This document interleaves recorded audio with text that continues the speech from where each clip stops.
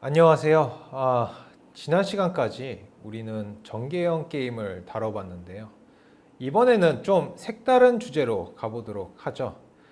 우리가 지금까지 다룬 포맷하고 완전히 다른 유형인데요. 바로 공간을 활용한 모델입니다.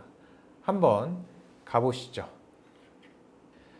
자, 본격적으로 공간 게임을 다루기 전에 여러분들과 다루고 싶은 개념들이 있습니다. 첫 번째는 연방주의인데요. 학자들은 이제 국가를 연방제냐 아니면 단일제냐를 기준으로 이제 국가를 분류를 하곤 합니다. 연방제 국가란 이제 헌법상 주권이 적어도 두 개의 영토적 층위 간에 이제 나뉘어 각 층위의 독립된 정부 단위가 적어도 한 정책 분야에서 최종 권한을 가진 국가를 말합니다. 굉장히 어렵게 느껴지실 수 있는데 가장 좋은 예는 미국이죠.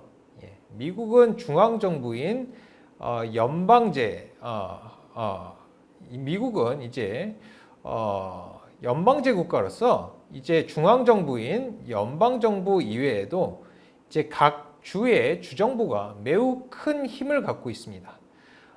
연방제 국가가 아닌 국가는 이제 우리가 단일제 국가라고 하죠.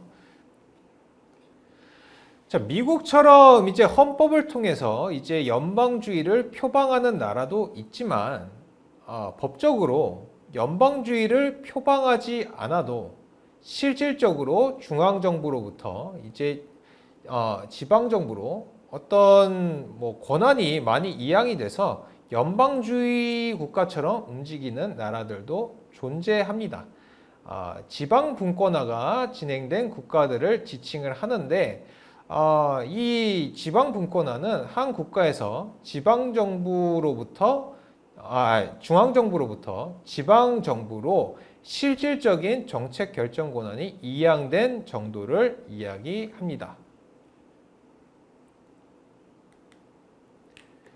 자, 이렇게 분권화가 되면요, 지방정부의 정책 결정 권한이 커지면서 지방정부가 중앙정부의 방향과 다른 자체적인 정책을 추진을 하는 것도 가능하고요. 경우에 따라서 중앙정부의 결정을 견제하는 것도 가능해집니다. 이런 분권화 정도를 어떻게 측정을 할까요?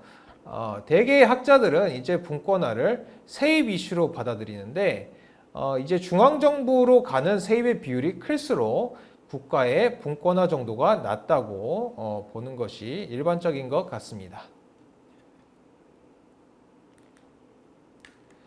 자, 그리고 또 학자들은 이제 국가를 양원제인가 단원제인가를 기준으로 또 국가들을 분류를 하고는 하는데요.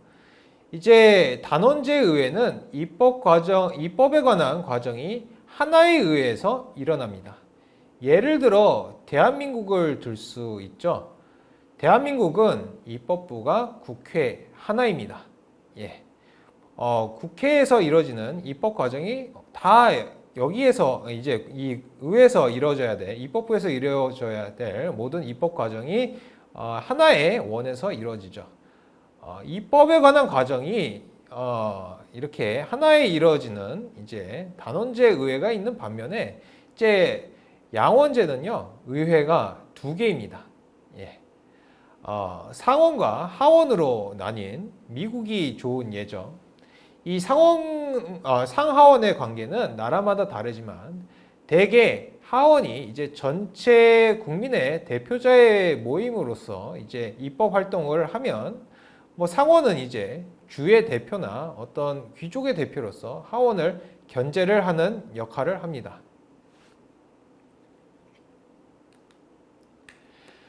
자, 입헌주의도 알아두시면 좋겠는데요. 입헌주의는 이제 정부가 헌법에 제시된 권위와 원리에 의해서 지배되고 그 이들의 이제 정당성을 받아들이는 것입니다. 자, 입헌주의를 왜 말씀드리느냐? 이제 헌법재판관 시스템, 사법 시스템에 대해서 여러분들께 이제 얘기를 하고 싶어서인데, 이 헌법의 법칙과 원리를 수호하기 위해 탄생한 제도와 절차가 바로 헌법재판관 시스템이라고 볼 수 있겠는데, 역사적으로 보면 대개 의원들은 이제 법원에 대해 우위에 서는 규범이 있었습니다. 입법부에서 시민들에게 선출된 대표자들이 만든 법이 헌법에 의해서 좌절이 된다? 말이 안 되는 거였거든요. 자, 근데 이제 1945년 이래 새로운 입헌주의로의 전환이 시작됩니다. 권리를 보호하기 위해서 대부분 국가에서 이제 헌법을 확립을 하고 권리장정과 위헌심사 절차 같은 제도를 갖추게 되는 것이죠.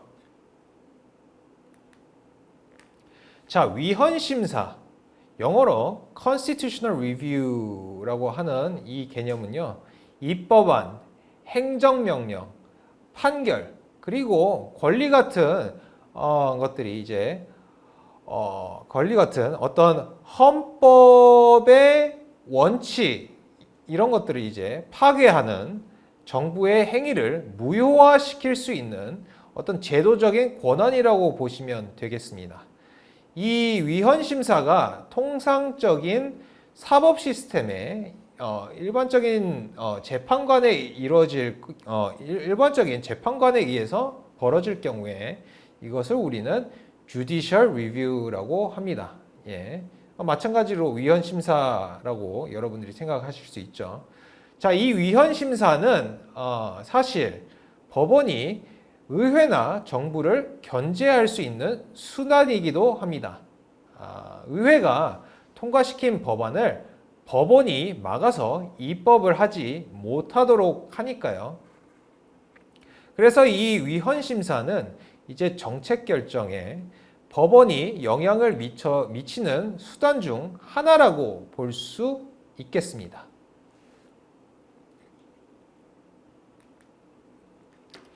네. 자, 근데 그동안 왜 이 의회, 주정부, 법원 시스템에 대해서 이리도 길게 설명을 했냐면요. 이유가 있습니다. 자, 오늘 배울 주제가 거부권 행사자 이론이거든요. 영어로 veto player theory라고 하는데 학자들은 연방제인지 단일제인지 양원제인지 단원제인지 그리고 입헌주의를 받아들이는지 아닌지를 두고 국가들을 구분하곤 하는데요. 사실 이 제도들은 정치 시스템 안에서 견제와 균형을 위한 역할을 수행을 하곤 합니다. 법안이나 정책을 바꾸고자 할 때 상원이나 주정부, 법원 등의 동의가 필요한 경우가 발생을 하게 되는데 이 경우 이들이 거부권 행사자로서 역할을 할 수 있는 것이죠. 거부권을 행사하면 정책의 변화가 좌절될 가능성이 생기겠죠. 이런 정치적 제도를 이해하기 위해 새롭게 등장했던 이론이 바로 거부권 행사자 이론입니다.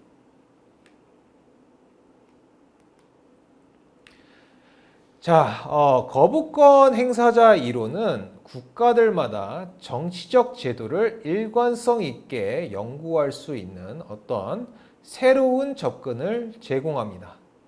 거부권 행사자 이론은 해당 국가의 제도적 구조를 거부권 행사자의 관점으로 개념화를 했는데요.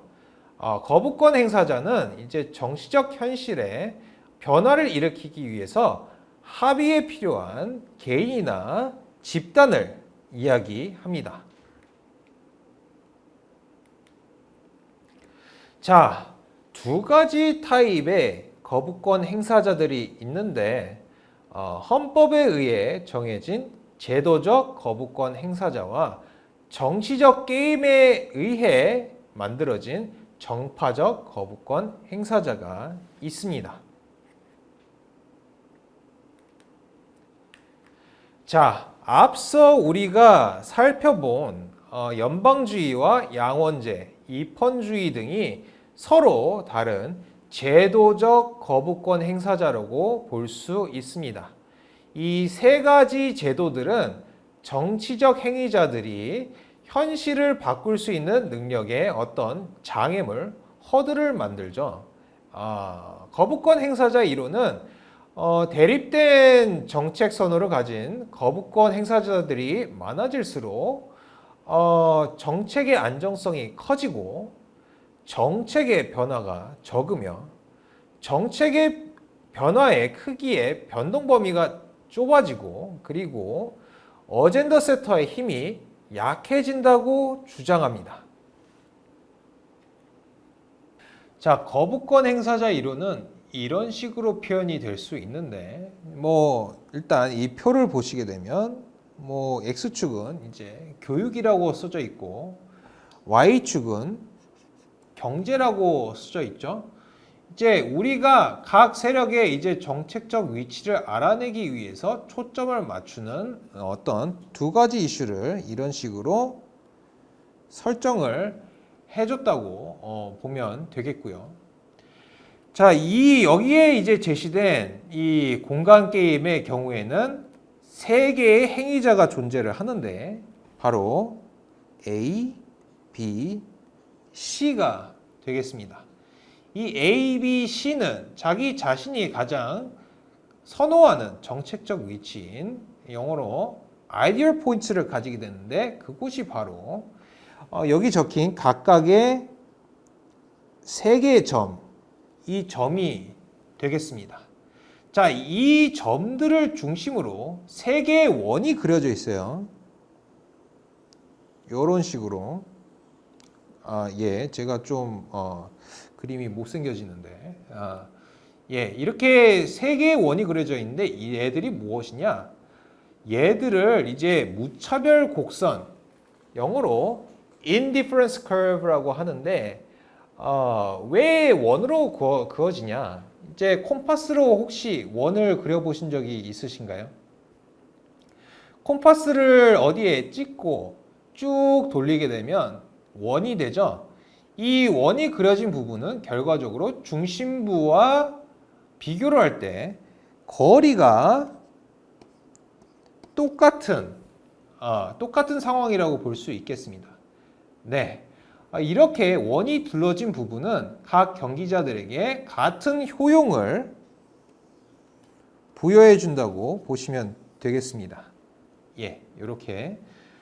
자, 뭔 말인지 이제 대충 이해가 되셨을 거라고 생각이 들어요. 여기 표시된 자신의 점, 즉 이제 자신의 아이디얼 포인트, 자신의 정책적 위치와 이제 정책 결과가 가까워질수록 그 행위자는 해당 결과를 더 좋아하게 됩니다. 말씀드린 바와 같이 각 행위자들은 자신이 가장 정책적으로 선호하는 위치로부터 멀어질수록 이제 그 정책에 대해서 점점 좋아하지 않게 되죠. 선호하지 않게 된다. 이 말입니다. 자, 이 거부권 행사자의 이론의 중심 개념은 윈셋이라고 하는 건데 이 윈셋은 어떤 투표 규칙이 적용이 되든 서로 간의 대결을 붙였을 때 현상 유지 지점을 이길 수 있는 정책적 대안들이 위치한 곳입니다. 거부권 행사자의 정의에 따르면 정책적 현실을 바꾸려면 만장일치의 지지가 필요한데요. 따라서 이 윈셋은 거부권 행사자 이론의 환경에서 모든 거부권 행사자의 무차별 곡선 안에 위치하는 정책적 대안들에 해당이 되죠. 자, 여기 그림을 보시게 되면 여기 보시면 회색으로 된 공간이 있습니다. 이렇게. 자, 이 공간은 모든 거부권 행사자들의 무차별 곡선 안에 들어가는 공간이 되겠는데요. 예, 좀 헷갈리니까 이거 다 이제 지우겠습니다. 아무튼 이 모든 행위자들의 이 무차별 곡선에 이제 들어가게 되는 이제 지점인데, 여기에 들어가게 되면 세 거부권 행사자가 모두 오케이 할 수 있는 공간이라고 생각을 하시면 됩니다. 어떤 정책적 변화를 일으키려고 할 때 모두 오케이 할 수 있는 공간. 자, 윈셋은 이제 현재 정책 지점, 여기 SQ라고 되어 있는 이 부분 있죠. 이 SQ라고 하는 부분이 이제 현재 정책 지점인 status quo라고 하는 이 공간이 되겠는데, 이제 근데 보시게 되면 이제 현재 정책 지점이 3명의 거부권 행사자의 무차별 곡선의 끝에 위치를 합니다. 자, 보시면 이렇게 동그라미를 각각 그려주면 이 동그라미가 모이는 곳이 이제 이 스테이러스 코어입니다. 예. 자, 이렇게 이제 현재 정책 지점이 이 3명의 거부권 행사자의 무차별 곡선에 이렇게 끝에 위치해 있는데, 이 윈셋 안에 있는 정책이 대안으로 제시가 될 경우에 이 세 거부권 행사자들은 현재의 정책 지점, 이 SQ라고 되어 있는 이 지점보다 이 회색 지점의 안에 있는 정책 결과를 더 좋아하게 됩니다. 왜냐하면 이 세 사람의 무차별 곡선의 경계에 위치한, 자, 무차별 곡선, 이제 이 세 경기자의 무차별 곡선이 모이는 곳이죠. 이 스테이러스 코어라고 하는 곳이. 이 세 사람의 무차별 곡선의 경계에 위치한 이 현 정책 지점보다 자기들이 이제 가장 최고로 선호하는 지점, 요 동그라미, 이 점들이죠. 이 아이디얼 포인트에 더 가까운 공간이 바로 이 윈셋, 이 회색 공간이라고 보시면 되거든요. 자, 그래서 이제 정책적 대안이 윈셋 안에 들어오게 되면 모든 거부권 행사자들이 현 정책 지점보다 더 선호를 하게 되고요. 그렇게 되면 이제 정책이 바뀔 수 있게 되는 것이죠. 이해가 되시나요? 자, 거부권 행사자 이론에 따르면 윈셋의 크기는 정책의 결과에 중요한 영향을 미칩니다. 먼저 윈셋의 크기는 정책의 안정성에 영향을 미칩니다. 윈셋이 커지면 정책이 더 안정적이지 못하게 되는데요. 자, 현재 정책을 이길 수 있는 정책적 대안들이 모여있는 공간이 윈셋인데 이게 더 커진다.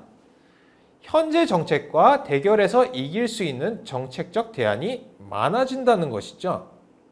그런 정책적 대안이 많아지면 정책이 변화할 수 있는 확률도 이 윈셋의 크기에 따라서 더 커진다고 여러분들이 생각을 하실 수가 있겠습니다.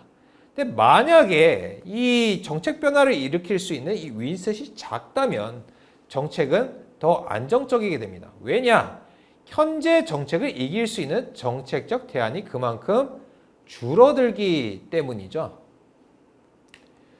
또 윈셋의 크기는 정책 변화의 크기에도 영향을 미치게 되는데요. 윈셋이 작으면 기본적으로 정책적 변화도 작습니다. 왜 그럴까요? 자, 윈셋이 모든 거부권 행사자가 동의를 해서 현재 정책을 버리고 정책적 변화를 일으킬 수 있는 그런 공간인데, 이 공간이 좁다? 그러면 예를 들어서, 자, 아무튼 자, 이 윈셋이 뭐 이렇게 있다고 쳐봅시다. 자, 윈셋이 이렇게 크다. 그러면 이제 여러분들이 이 정책의 변화를 일으키려고 할 때, 뭐 예를 들어서 맨 끝에 이런 식으로 정책의 변화를 일으킨다. 그러면 이 사회 공간이 굉장히 커지게 되겠죠. 예. 근데 만약에 윈셋이 요만하다. 예, 윈셋이 굉장히 작다. 이러면 이제 여기가 이제 현상 유지에 관한 정책 지점이라고 봤을 때 변화를 일으키려고 해도 이 거리가 그렇게 이렇게 넓지가 않아요. 예. 자, 이런 것처럼 이제 윈셋이 커지면 아무래도 거부권 행사자가 오케이 해줄 수 있는 정책의 위치의 범위가 커지니까 이 안에만 들어가면 이제 어떤 급진적인 정책 변화도 오케이를 해주게 되는 것이죠.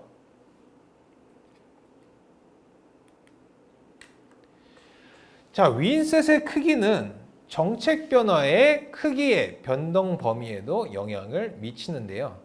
윈셋이 작으면 정책적 변화는 언제나 작을 수밖에 없습니다. 그도 그럴 것이 정책 변화를 하겠다고 움직일 수 있는 공간의 폭이 작으니까 뭐 크게 변화시킬 수가 없는 것이죠. 자, 한번 그려볼게요. 윈셋의 크기가 작은 경우. 자, 여기가 현상 유지를 하는 점이라고 봤을 때, 뭐, 어떤 식으로 이제 변화를 일으키려고 하든 이 변화의 폭이 굉장히 좁다고 생각을 하시면 됩니다. 자, 근데 이제 윈셋이 크다고 생각을 한번 해보죠. 여기에 이제 현상 유지 지점이 있고, 자, 거부권 행사자들이 합의를 해서 지금과 상당히 동떨어진 곳의 정책을 결정을 해서 급진적인 정책 변화를 가져올 수도 있고요. 자, 예를 들어서 이곳에 이제 정책을 합의를 해서 큰 변화를 일으킬 수도 있고요. 근데 윈셋이 커도 현재의 정책 지점과 가까운 곳을 골라서 실질적으로 정책적 변화가 없게 그런 변화를 만들 수도 있죠. 이런 식으로. 자, 그러니까 이제 윈셋이 크게 되면 정책 변화의 크기의 변동 범위도 커지게 되는 겁니다. 그러니까 이런 식으로 급진적으로 이제 일어나게 되는 변화도 가능하고 이런 소극적인 변화도 동시에 가능하니까요. 이해되시나요? 하지만 이렇게 윈셋의 크기가 작게 되면 언제나 변동의 범위는 작을 수밖에 없죠. 왜냐? 급격한 정책 변화를 일으킬 수가 없기 때문에 이해가 되셨을 거라고 생각을 합니다. 자, 그리고 윈셋의 크기는 어젠더 세터의 힘에도 영향을 미치게 됩니다. 이 어젠더 세터라고 하는 것은 우리말로 이제 의제 설정자라고 볼 수 있는데 뭐 쉽게 설명드리면 우리 이 방향으로 나가자고 이제 방향을 설정해 주는 사람이라고 볼 수 있습니다. 자, 윈셋이 작으면 어젠더 세터가 정책 변화를 일으키기가 어려우니까 그 힘이 작을 것이고요. 윈셋이 커지면 어젠더 세터가 정책 변화를 일으키기가 수월하니까 그 힘이 더 커지게 되는 것이죠. 자, 거부권 행사자 이론에 의하면 거부권 행사자의 수와 이들의 이념차가 윈셋의 크기에 영향을 미친다고 합니다. 자, 어떻게 영향을 미칠까요? 네, 여기에 보이는 이 그림들은요, 거부권 행사자의 수와 윈셋의 크기의 관계를 나타내는 그림인데요. 자, 여기 보이는 맨 왼쪽 그림 보이시나요? 여기 맨 왼쪽. 이 맨 왼쪽 그림은 거부권 행사자가 A와 B 둘임을 확인할 수 있습니다. 근데 이제 여기에 C라고 하는 행위자가 하나 더 붙습니다. 자, 같은 그림인데 여기 보시면 이렇게 같은 그림인데 여기에 거대한 C라고 하는 동그라미가 하나 더 생겼죠. 이런 상황이라고 여러분들이 생각을 하시면 돼요. 자, 근데 여기에 C라고 하는 행위자가 하나 더 더해지니까 윈셋의 크기가 어떻게 됐나요? 기존의 크기랑 비교를 해봤을 때 작아졌다는 것을 여러분들이 확인을 하실 수가 있습니다. 자, 근데 이렇게 숫자만 많아진다고 윈셋이 작아질까요? 그렇지 않습니다. 자, 여기 맨 오른쪽 그림을 한번 봐주시죠. 자, 이 맨 왼쪽 그림을 보시게 되면 이제 여기에서 이 중간의 그림에서 가운데 동그라미를 빼고 A와 C만 남긴 것입니다. 자, 이 A와 C만 남은 경우에 우리가 비에서 보신 윈셋의 크기와 똑같다고 우리가 확인을 하실 수가 있습니다. 보이시나요? 예. 자, 중요한 점은 거부권 행사자의 수가 증가를 하면 윈셋의 크기가 작아질 수도 있지만 그대로일 수도 있다는 겁니다. 근데 이제 적어도 거부권 행사자 수가 늘어난다고 하면 이제 적어도 이제 윈셋의 크기가 커지는 일은 절대 일어나지가 않죠. 이런 부분에 대해서 여러분들이 이제 또 주의 깊게 생각해 주실 필요가 있다고 이제 생각이 듭니다.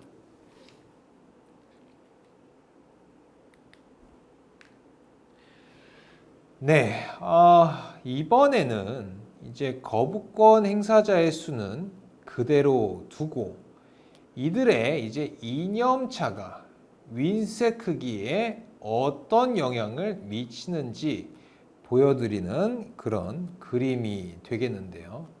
자, 그림 A와 B를 비교를 하시면 윈셋의 크기의 변화가 명확하게 드러납니다.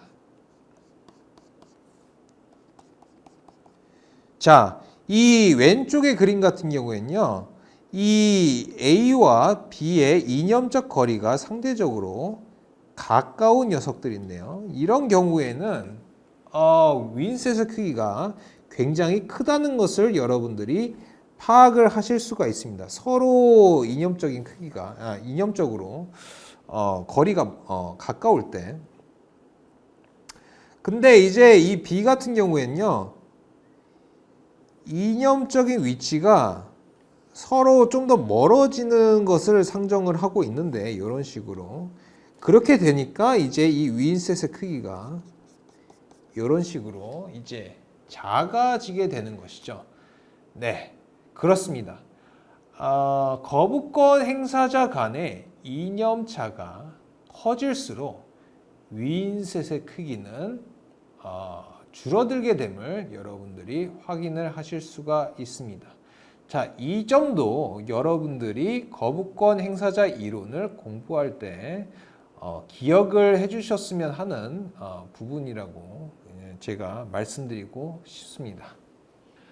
자, 윈셋의 크기는 거부권 행사자의 수와 그리고 거부권 행사자 간의 이념차에 의해 함께 결정이 되는데요. 일반적으로 이제 거부권 행사자의 수가 많아지고 그리고 이들의 이념의 차이가 커질수록 윈셋의 크기는 더 줄어들게 됩니다. 예. 이것이 이제 여러분들이 거부권 행사자 이론으로부터 이제 좀 주의 깊게 여겨 보셔야 되는 부분이라는 생각이 일단은 들고요.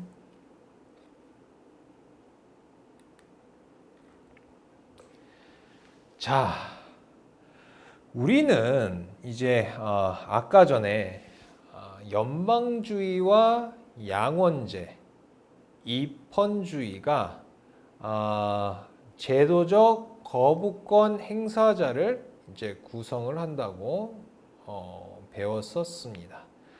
즉, 이런 제도적 요소를 가진 국가들은 정책적인 안정성이 크고 정책의 변화의 폭이 좁고 정책 변화의 크기 간의 변동 범위가 작고 그리고 어젠더 세터의 힘이 약한 것이 특징이라고 제가 설명을 드렸죠.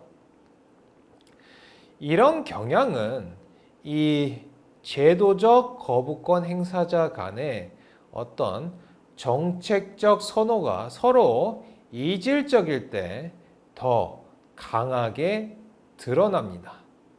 자, 예를 들어 서로 다른 두 정당이 행정부와 입법부를 각각 차지하고 있는 분점정부 상황은 자, 우리나라 말로 이제 여소야대 상황이라고 하죠. 예. 이런 분점정부 상황은 정책 변화를 더 어렵게 하고 변화의 급진성을 떨어뜨리게 됩니다. 네. 그 부분은 이제 비단 우리나라도 다르지 않은데요. 아무래도 이제 여소야대 상황이 되면 입법 교착에 문제가 생기고 정책 변화가 어려워지는 것은 흔히 볼 수 있는 사례라고 볼 수 있겠습니다. 자, 정부가 어떤 정책 분야에 대해 개혁을 실시할 것을 약속을 하고 정권을 잡았다고 가정을 해봅시다. 만약 거부권 행사자들이 작은 윈셋을 만든다면 정부는 아무것도 하지 않는 것처럼 보일 거예요.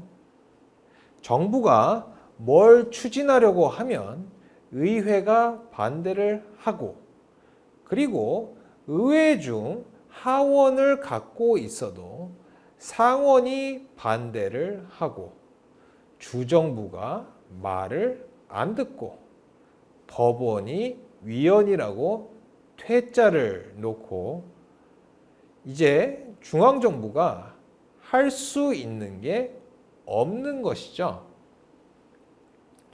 만약 의원 내각제였으면 이런 위기 상황을 해결하기 위해서 의회가 정부에 대해 불신임 투표권을 행사를 해서 정부를 갈아치울 수가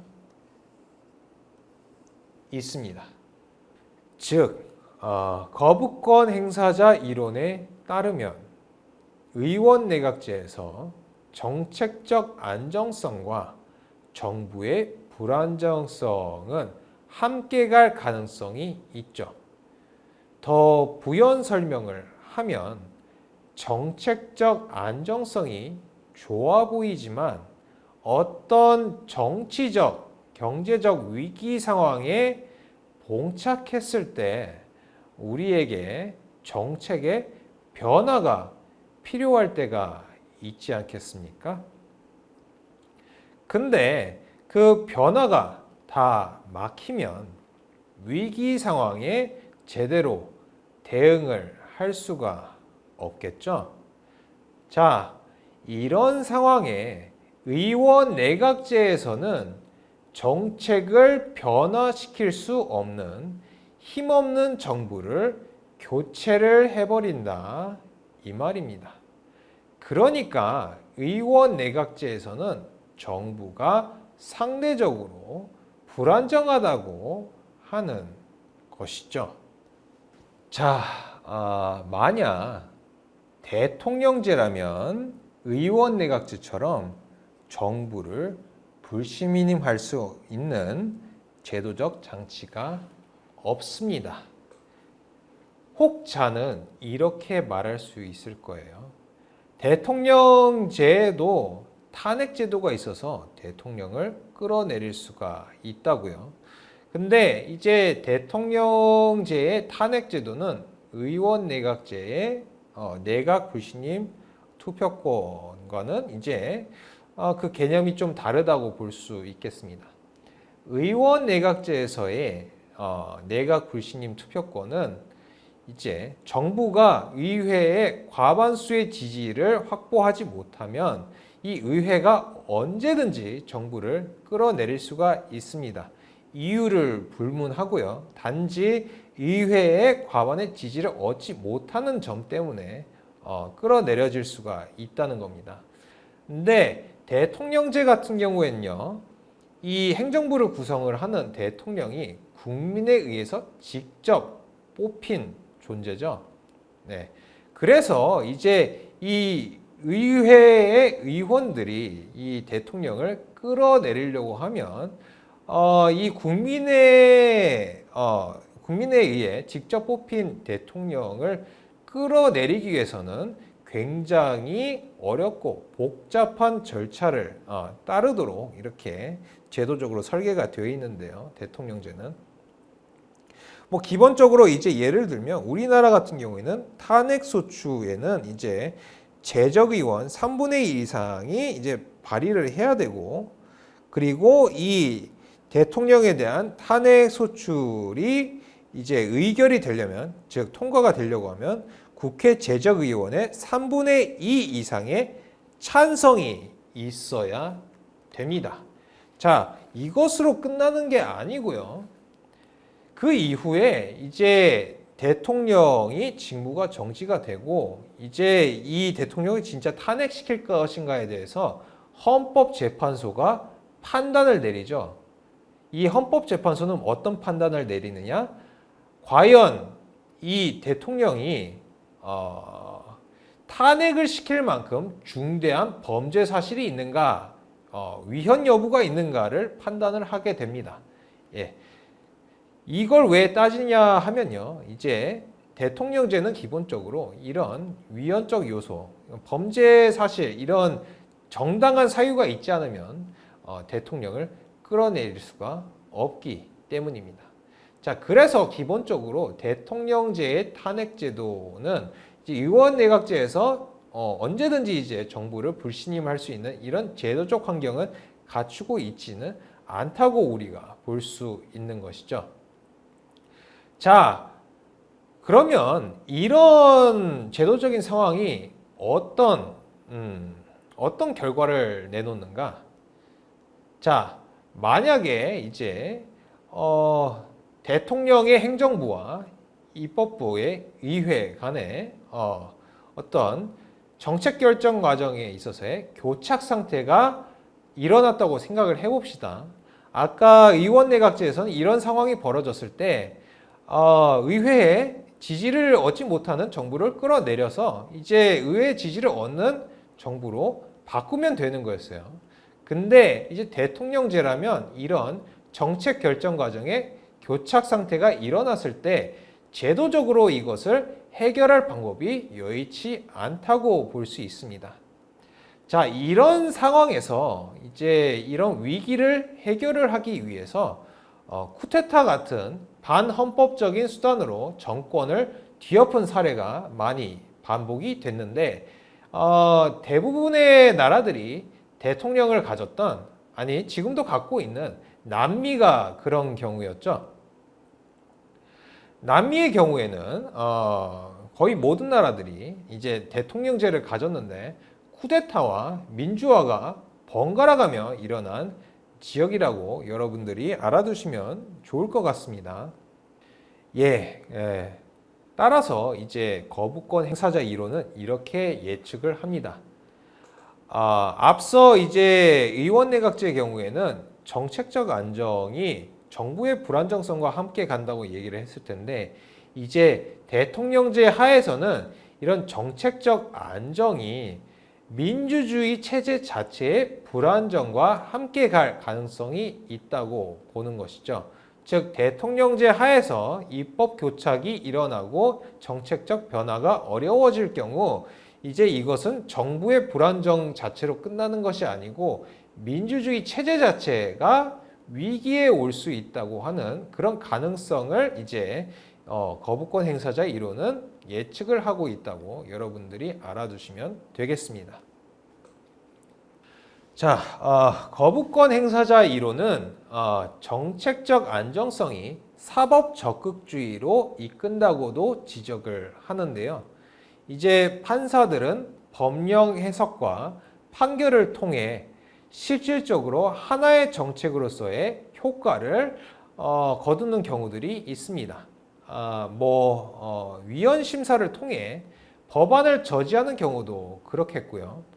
우리나라의 예를 들면 헌재가 몇 가지를 이제 위헌 결정을 내려서 호주제, 간통죄, 낙태죄 같은 것들이 이제 폐지된 경우들이 있었죠. 근데 이제 미국의 경우에는 의회가 여기에 불만을 가질 경우 법원의 결정을 뒤엎고 새로운 법안을 통과시킬 수가 있는데요.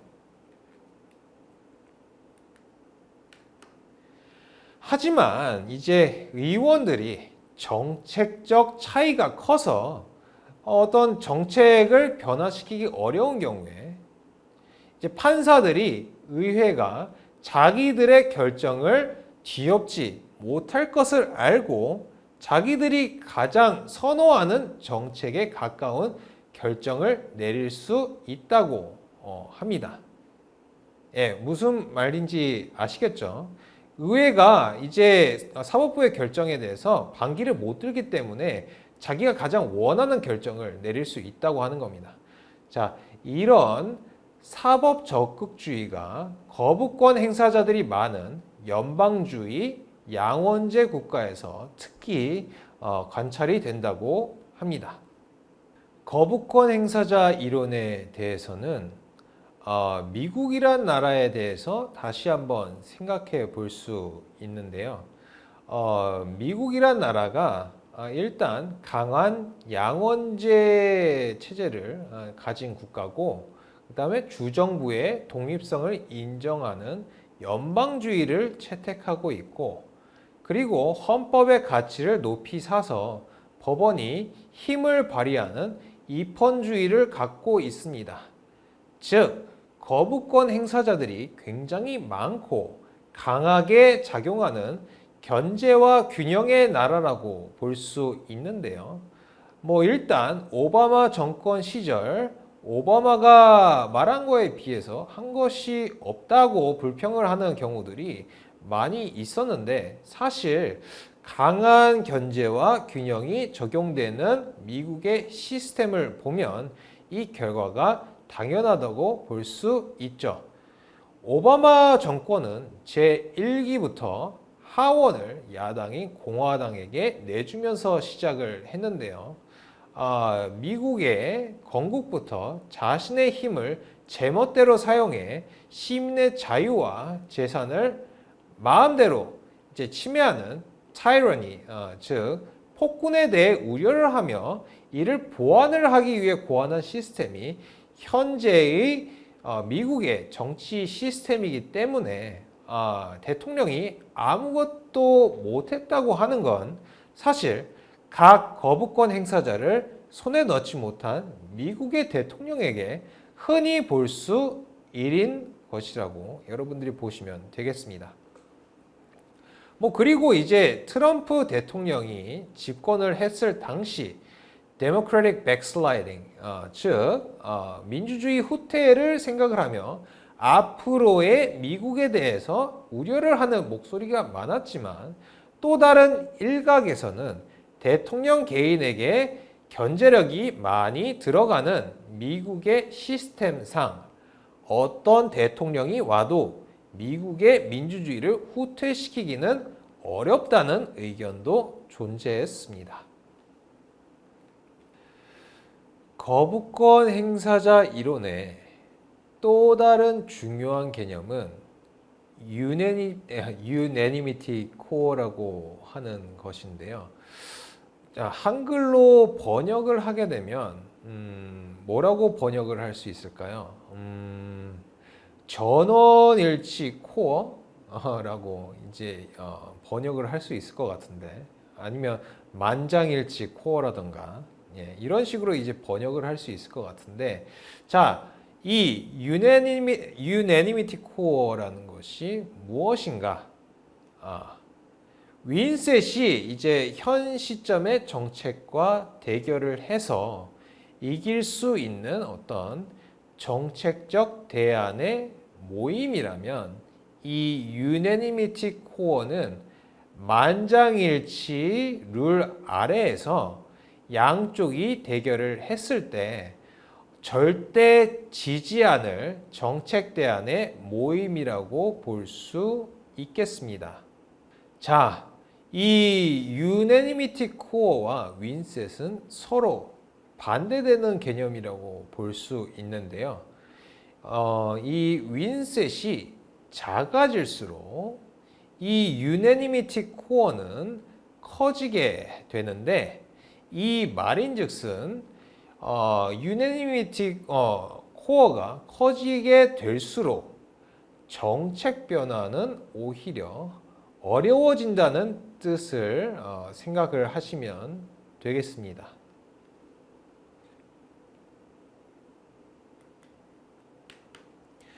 네, 그림으로 표현을 하면 이렇게 되겠는데요. 유네니미티 코어는 이제 기본적으로 거부권 행사자 각자의 가장 선호하는 정책 지점을 이제 연결을 한 공간이라고 보시면 됩니다. 자, 이 각각이 A의 아이디얼 포인트, 그러니까 A가 최고로 선호하는 정책 지점, 그 다음에 여기는 B가 최고로 선호하는 정책 지점, 여기는 C가 최고로 선호하는 정책 지점이 되겠는데, 자, 예를 들어서 이 각자의 최고 선호 정책 지점이 서로 간에 멀어지게 되면, 아까 윈셋이 어떻게 된다고 그랬죠? 윈셋이 작아진다고 그랬을 텐데요. 반대로 유네니미티 코어의 크기는 이런 식으로 더 확장이 되게 됩니다. 자, 그러니까 이제 이 세 거부권 행사자의 무차별 곡선이 겹치는 윈셋은 이 거부권 행사자들의 이제 최고 선호 정책 위치가 서로 멀어질수록 이 윈셋이 작아지게 되고, 그 반대로 이제 유네니티 코어의 넓이는 오히려 더 커지게 되는 것이죠. 자, 그래서 이제 윈셋이 작아질수록, 그리고 유네니미티 코어가 커질수록 어떠한 정책 변화를 일으킬 가능성이 줄어든다고 여러분들이 이제 이렇게 생각을 해주시면 되겠습니다. 자, 여러분, 지금까지 이제 게임으로 배우는 정치 이 수업으로부터 여러 가지 개념들을 배우셨는데요. 뭐 합리적 선택 이론을 배우면서 여러분들과 기대 효용과 리스크에 대한 개념을 배우기도 했고, 그리고 이제 전략형 게임에 대한 이제 여러 가지 개념들과 이것의 정치적 적용에 대해서 알아보기도 했고, 그리고 혼합 전략 내시 균형 뭐 이런 것도 여러분과 함께 이제 다루기도 했고, 그다음 전개형 게임도 다루고, 그리고 오늘 이 시간에 배운 이제 공간 게임까지 여러 가지 이제 게임의 형태와 이제 풀이를 여러분들과 다뤘습니다. 자, 어떻게 보면 이제 게임 이론이라고 하는 게 어렵게 느껴질 수 있는 그런 학문이라고 생각이 들기는 하는데요. 하지만 이 게임 이론이라고 하는 것은 우리가 정치를 이해하는데 굉장히 중요하고 유용한 도구라고 볼 수 있습니다. 그런 의미에서 이제 여러분들께서 이제 짧다면 짧고 길다면 긴 이 한 학기 동안 이 게임 이론의 기초를 이제 배우면서 앞으로 이제 여러분들이 정치를 이해하실 때 좀 크게 이제 도움이 됐으면 좋겠다는 이런 제 소망을 가져봅니다. 자, 여러분 지금까지 이제 제 게임으로 배우는 정치 수업을 듣기 위해 이렇게 자리해 주셔서 너무 감사드리고, 자, 여러분들 한 학기 잘 마치고 이제 잘 마무리 지으셨으면 좋겠습니다. 예, 여러분 정말 고생 많으셨습니다. 감사합니다.